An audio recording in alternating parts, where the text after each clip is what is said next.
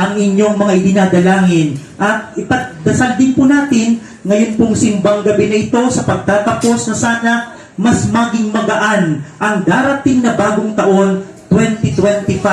At yun nga po, napatuloy po tayong tumagtiwala at yun nga po, maging masunurin sa ating Panginoong Hesukristo na alam po natin, kasama po natin siya sa ating pang-araw-araw na pamumuhay.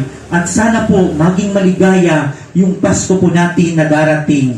Mga kapatid, sa pagtatapos po ng ating 9 na araw sa pagdiriwang ng simbang gabi, narito po tayo ngayon, puno ng kagalakan at pag-asa upang salubungin ang kapanganakan ng ating Panginoon.